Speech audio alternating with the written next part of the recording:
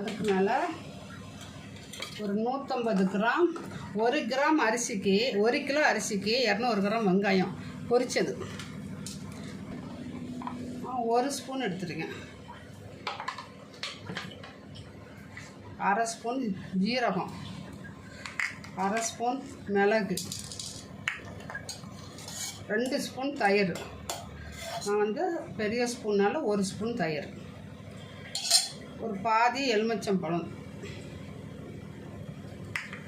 அது கூட தயிர் ஊற்றி வச்சு 2 ஸ்பூன் நெய்.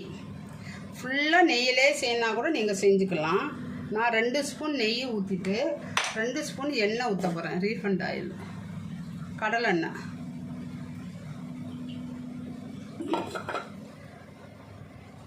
பச்சை மிளகா அரைச்சது நான் வந்து மையாக அரைச்சிட்டேன், கொஞ்சம் தண்ணி விட்டு. 100 தக்காளி, இது எப்படின்னா மிக்சியில் அரைச்சது. 1 கிலோவுக்கு 200 தக்காளி, நான் இப்போ 100 தக்காளி போட்டிருக்கேன்.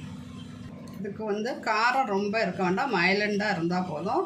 1/2 ஸ்பூனு காஷ்மீர் மிளகாத்தூள், ஸ்டார் பூ உடச்சி வச்சுருக்கேன், கிராம்பு ஒரு 5, பட்டை, அன்னாச்சி பூ போடுறேன் நான் கொஞ்சோண்டு. இதுக்கு வந்து புதினா மல்லி எதுவுமே கிடையாது. கல்பாசி கொஞ்சோண்டு. அது போக முழு ஜீரகம் போட்டுட்டோம். அரைச்ச ஜீரகம் 1/2 ஸ்பூன், 1 கிலோவுக்கு 1 ஸ்பூன். இப்போ நம்ம இது எல்லாமே கையை வச்சு கிளற வேண்டிதான். ஃபஸ்ட்டு என்ன பண்ணோம், அரிசியை 2 தண்ணி கழுவி ஊற வச்சிட்டோம். அடுப்பில் வந்து சுடுதண்ணி போட்டிருக்கோம். இப்போ வந்து இதை நம்ம கையை விட்டு நல்லா என்ன பண்ணிக்கன்னா 1 லிட்டர் தண்ணி அடுப்பில் கொதிக்க வச்சுருக்கோம். அதுக்கு உப்பு போட்டுரும், நல்லா கொதிக்கட்டும். கொதிக்குது, நல்லா கொதிக்கும்போது கரண்டி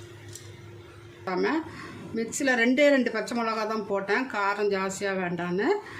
அதுக்காக அதை அரையலை, அதனால் நான் என்ன பண்ணிட்டேன், தண்ணி ஊற்றி அரைச்சிட்டேன்.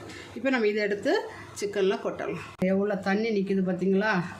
எப்படின்னா சிக்கனில் உள்ள தண்ணியும், தக்காளியில் உள்ள தண்ணியும், பச்சை மிளகாவில் உள்ள தண்ணியும் இப்போ எல்லாமே நல்லா வெந்து போய் இருக்குது. இந்த சாதத்தை எடுத்து போட்டுட்டேன்.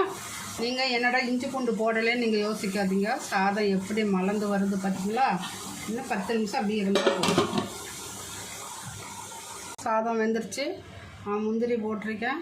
இப்போ வந்து கிளறி பார்க்கலாமா? அஸ்ஸலாமு அலைக்கும். இன்னொரு நல்ல டிஷ்ஷில் சந்திக்கிறேன்.